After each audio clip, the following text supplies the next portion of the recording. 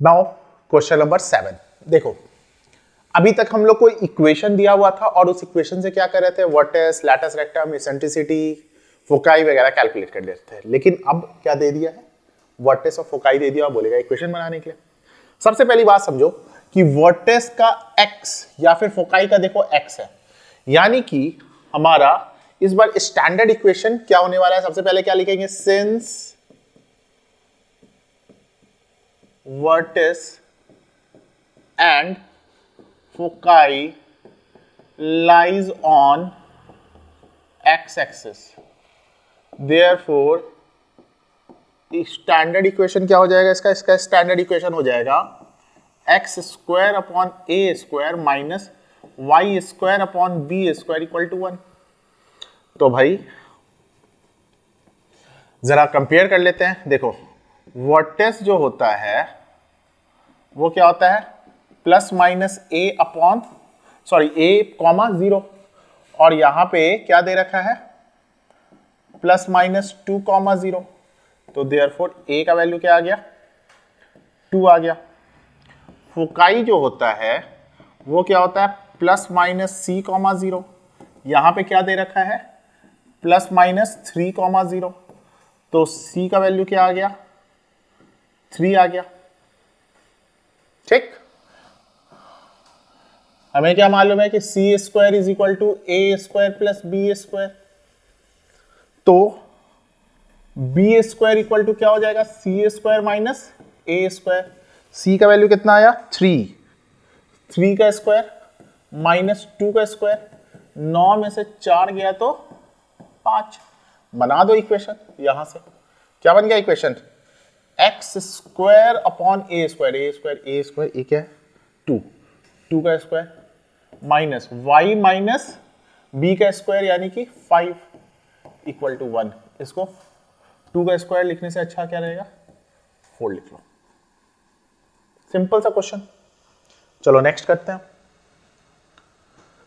भाई। नेक्स्ट में वर्टेक्स और फोकाई दिया हुआ है और इक्वेशन बनाना है, ठीक है। अब जरा ध्यान दो कि वर्टेक्स और फोकाई दोनों के दोनों कहां पे लाई कर रहे हैं, वाई एक्सिस पे। तो क्या लिखेंगे, since vertices and foci lies on y-axis, therefore standard equation will be y square upon a square minus x square upon b square is equal to 1। अच्छा, अब जरा देखते हैं वर्टेक्स क्या होता है। वर्टेक्स होता है 0 कॉमा प्लस माइनस ए, यहां पे क्या दे रखा है, 0 कॉमा प्लस माइनस 5। देयरफॉर ए का वैल्यू क्या आ गया, 5। अच्छा,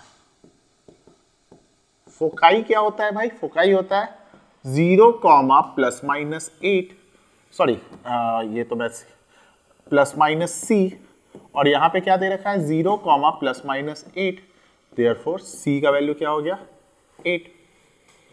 रिलेशन क्या पता है हमें कि A square plus B square is equal to C square. तो B square is equal to क्या हो जाएगा, सी स्क्वायर माइनस ए स्क्वायर। सी का स्क्वायर यानी कि 64 माइनस ए का स्क्वायर यानी कि 25, और 64 में से 25 को अगर माइनस करते हैं तो हमारा आता है 39। सब कुछ मिल चुका है, इक्वेशन बनाओ। इक्वेशन क्या हो जाएगा, y square upon a square, ए का वैल्यू कितना है 5, 5 का स्क्वायर कितना होता है 25, minus x square upon b square यानी कितना आ गया 39 इज इक्वल टू 1। क्लियर है। क्वेश्चन नंबर 9 देखो, क्वेश्चन नंबर 9 को अगर देखते हैं तो यहां पे क्या है, वर्टेक्स दे रखा है, फोकाई दे रखा है, इक्वेशन निकालना है, ठीक है। यानी कि जरा देखो, ये देखो वाई एक्सिस पे लाई करेगा। मैं हर क्वेश्चन में बार बार बता रहा हूं कि वर्टेक्स को देख लो कि वो कहां कर रहा है। तो एक्स तो 0 है, वाई है ना, तो ये टोटल के टोटल वाई एक्सिस पे चलेगा। यानी कि क्या लिखेंगे, फिर से वही बात, since vertices and foci lies on y-axis. Therefore, standard equation क्या हो जाएगा, y square upon a square minus x square upon b square is equal to 1। ठीक है, वर्टेक्स क्या होता है, वर्टेक्स होता है 0 कॉमा प्लस माइनस ए। यहाँ पे क्या दे रखा है 0 कॉमा प्लस माइनस 3, तो यहाँ से ए का वैल्यू क्या आ गया 3। अच्छा, इसके बाद फोकाई, फोकाई क्या होता है 0 कॉमा प्लस माइनस सी। यहाँ पे क्या दे रखा है 0 कॉमा प्लस माइनस 5, तो यहाँ से सी का वैल्यू क्या आ गया 5। हमें एक रिलेशन पता है, क्या पता है भाई, कि C square is equal to A square, ऐसे लिखते हैं A square plus B square is equal to C square. तो यहाँ से B square is equal to क्या हो जाएगा सी स्क्वायर माइनस ए स्क्वायर। सी का वैल्यू 5 है और ए का वैल्यू 3 है, तो यहाँ से बी स्क्वायर हमारा क्या आ गया 4 का स्क्वायर आ गया। ठीक है, 16 जो कि होता है लिख ही लेते हैं, 16 है, 25 9, हाँ ठीक है 16 है। तो भाई हमें इक्वेशन देखना है, तो इक्वेशन यहां से बना लो, y square upon a square, a कितना है 3, 3 का square minus x square upon 4 का square is equal to 1। Clear है। नाउ क्वेश्चन नंबर 10 देखो, क्वेश्चन नंबर 10 में क्या दे रखा है जरा समझो। बाई फोकाई दे रखा है हाइपरबोला का, तो यहां पे क्या है प्लस माइनस 5 है, तो फोकाई क्या होता है प्लस माइनस सी कॉमा 0। यहां पे क्या दे रखा है प्लस माइनस 5 कॉमा 0। कंपेयर करेंगे तो सी का वैल्यू क्या आ गया 5। ट्रांसवर्स एक्सिस के बारे में बात कर रहा है, कॉन्सेप्ट वीडियो देखना, उसमें मैंने साफ साफ बता रखा है कि ट्रांसवर्स एक्सिस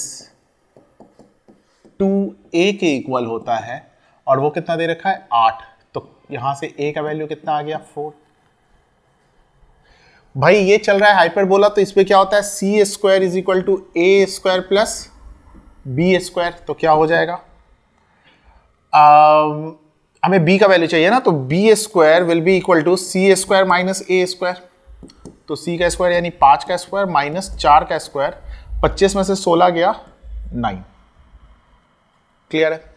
अच्छा, ये साफ साफ दिख रहा है कि एक्स एक्सिस पे काम हो रहा है, तो स्टैंडर्ड इक्वेशन क्या होगा x square upon a square minus y square upon b square equal to 1।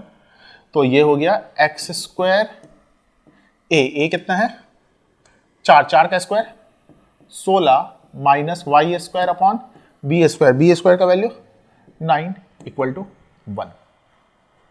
बहुत इजी क्वेश्चन था। चलो नेक्स्ट क्वेश्चन की तरफ चलते हैं। Question number 11। भाई फोकाई दे रखा है, फोकाई दे रखा है, देखो फोकाई हम लोग को मालूम है क्या होता है 0 कॉमा प्लस माइनस 6, कहां पे लाई कर रहा है वाई एक्सिस पे। ठीक है, यहां पे क्या दे रखा है 0 कॉमा प्लस माइनस 13, तो कंपेयर करते हैं सी क्या आ गया भाई, सी आ गया